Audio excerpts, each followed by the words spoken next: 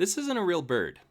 This is AI, and it's becoming more and more prevalent as it overtakes our Facebook feeds and burns our brains into absolute nothingness.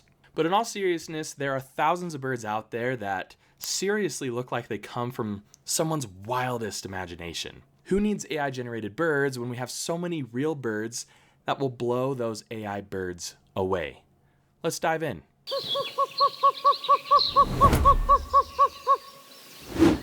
All right, so the first bird on this list is a spicy one. We got the sword-billed hummingbird. Now, this photo was actually taken by my friend Caleb, so make sure you go check out his Instagram. It's going to be linked below, and then there'll be a QR code here on screen. He has some incredible photos of birds from around the world. The sword-billed hummingbird has one of the coolest bills in the animal kingdom.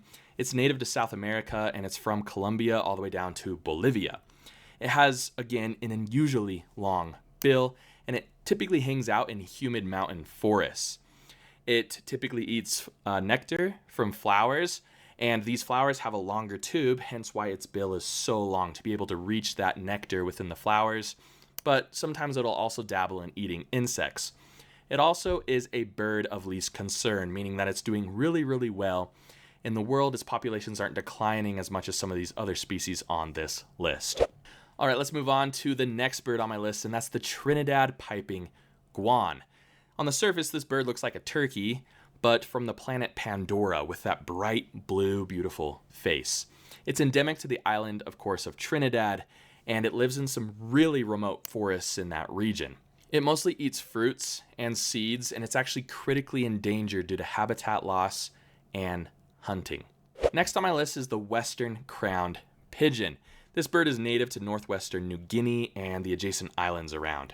It has very intricate snowflake-like feathers on top of its head, and it lives in these rainforests and marshy areas in the region. It typically eats berries and other fruits and insects while foraging on the ground. It's currently near threatened or vulnerable, and that's due to hunting. People like to hunt for its head feathers, and also they like to eat them. Next on this list is an extremely awesome looking bird. Half of these birds I've never seen before. That's the pale-headed woodpecker. This bird is native to Thailand and eastern China, and it lives in evergreen forests and mixed bamboo forests. It mainly eats ants and beetles and other insects. And again, this bird looks absolutely incredible. I can't imagine seeing a woodpecker of this type out in the wild. I would think it was AI, but this is definitely real. It's another bird of status of least concern, meaning it's doing pretty well for itself. Next bird on my list is the vulturine guinea fowl. This is native to Ethiopia, Kenya, and Tanzania. It looks like a vulture mixed with a turkey. It also has these crazy blue highlighted chest and this really long neck beard as well. It's found in dry open habitats on the savanna, and you can typically see them, if you're lucky, in the same areas as things like lions. It'll eat seeds, leaves, berries, fruits, insects, and scorpions, all of this while foraging on the ground. And it's another bird that's doing pretty well with a status of least concern conservation-wise. The next bird on my list, if I saw this on Facebook, I'd immediately say, that's AI. It's a green broadbill. This bird is native to Indonesia and Malaysia, and it likes to hang out in the rainforests there. It mostly eats fruit, but sometimes it'll dabble in eating insects. And it's near threatened again due to logging. And even after they stopped logging 9 years ago, their population are only about 10 to 25% the normal level of what it should be. And so sometimes you see these long impacts that humans have on the environment. Even when we stop doing bad things, sometimes the birds struggle to recover. So that's just more motivation to stop doing bad things now, because it's going to take a while to get back to normal. Next bird on this list is the orange dove, and I can't believe that a color like this is found in nature. This bird is native to northern Fiji, and it prefers very open forests. It primarily eats fruits and berries, but sometimes, again, it'll eat insects as well. It'll typically feed in the under canopy or the canopy, so the very tops of trees, and it's another bird that's doing quite well. It's a status of least concern, but it's restricted to a very small area, so if that area is touched by humans, this bird could be in trouble. But wow, what a beautiful bird species. Next on my list is the blue-breasted fairy wren. It's native to southwestern Australia, and it typically lives in eucalyptus woodlands. It primarily eats insects, and again, it's a bird of least concern. Honestly, if you just go through a list of the top birds of Australia in general, you'd be quite surprised to see that Australia has some incredible looking birds. It's the dream trip that I want to take someday, so I'd hope that we can make that happen here on the channel and with Bright-Eyed Birding, my adventure channel as well. By the way, if you'd like to support this channel and my adventures birding that I take you with once per week, links to my merch and my membership program are in the description below. As always, I really appreciate your support. Next is the emerald-bellied puffleg. Now, this is a hummingbird with cute, puffy little leg feathers. It looks like it has little boots on its legs. You can find it from Venezuela all the way down to Peru and along the Andes, and it lives in mountainous tropical forests.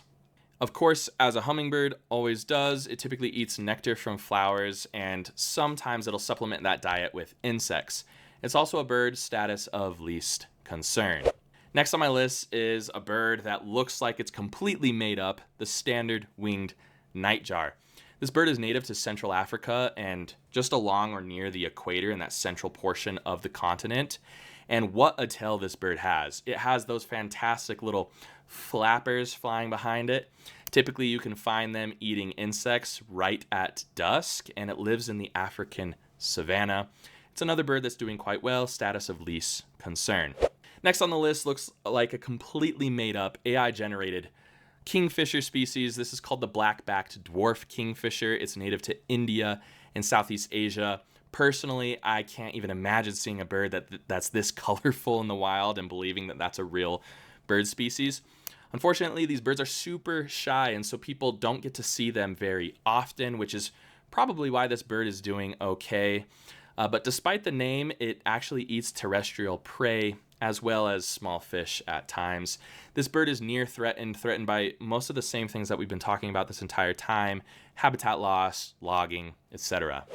All right, next on this list is an incredible bird species known as the resplendent quetzal. It's native to southern Mexico, Guatemala, El Salvador, Honduras, Nicaragua, Costa Rica, and Panama. It prefers mountains and evergreen forests, also known as cloud forests, and it mostly eats fruits, but will occasionally branch out and eat insects, as well as small reptiles. This bird is absolutely incredible, and anyone who goes to any of these countries probably has this bird at the top of their list for wanting to see. They're absolutely amazing, and they've inspired so much folklore throughout the years. Unfortunately, this bird is near threatened as well due to habitat loss and deforestation.